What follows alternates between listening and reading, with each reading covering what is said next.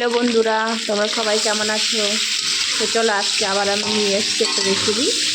দেখো আমি নিয়ে নিয়েছি কতগুলো ডিম। তো ডিমের ঝোল রান্না করবো আমি, তো দেখতে থাকো তোমরা।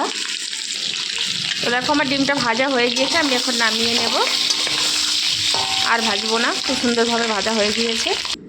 তো এখন আমি এখানে দিয়ে দেবো কতগুলো আলু। আমি হালকা সিদ্ধ করে নিয়েছি। এখন আলুগুলো একটু ভালোভাবে ভেজে নেব। তো দেখো আমার আলুটা ভাজা হয়ে গিয়েছে, আমি এখন আলুটা নামিয়ে নেব। তো আমি আলুগুলো নামিয়ে নিয়েছি। এখন যে তেল আছে, তেলের ভিতর দিয়ে দিচ্ছি মশলা। তো মশলা এখানে আমি বেশি কিছু নিইনি। এখানে নিয়েছি আমি কটা জিরা, কটা শুকনো লঙ্কা, একটু আদা, আর নিয়েছি একটা পেঁয়াজ। তো মশলাটা এখন আমি ভালোভাবে কষে নেব। তো বন্ধুরা এখন আমি এখানে দিয়ে দেবো লবণ আর দেবো হলুদ। হলুদ দিয়ে আমি ভালো করে মশলাটা আবার কষে নেব। তো দেখো মশলাটা কষানো হয়ে গিয়েছে। এখন আমি দিয়ে দেবো যে আলু আর ডিমটা ভেজে রেখেছিলাম সেটা। এটা দিয়ে আমি আবার একটু কষে নেব ভালো করে, 4-5 মিনিট মতো।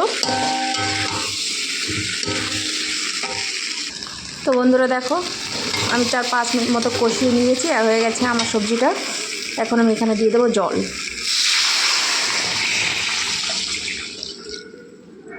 তো জল দিয়ে আমি আবার বেশি না 5 থেকে 7 মিনিটের মতন আমি রান্না করব। তো দেখো কত সুন্দর কালারটা এসছে।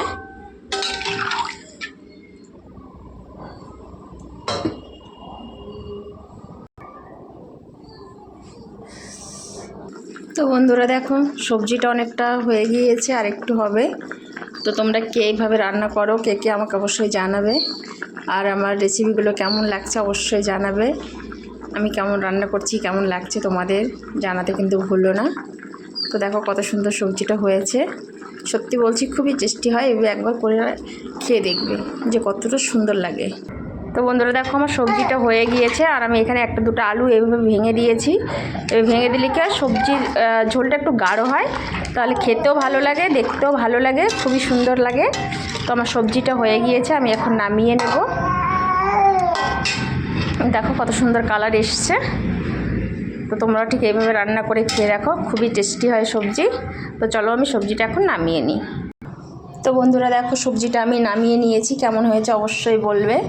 দেখো কত সুন্দর কালার এসছে। তো ভিডিওটা দেখার জন্য অসংখ্য ধন্যবাদ। তোমরা আমার পাশে থেকো, তাহলে আমি আরও নতুন নতুন রেসিপি তোমাদের জন্য করার সাহস পাবো। থ্যাংক ইউ বন্ধুরা।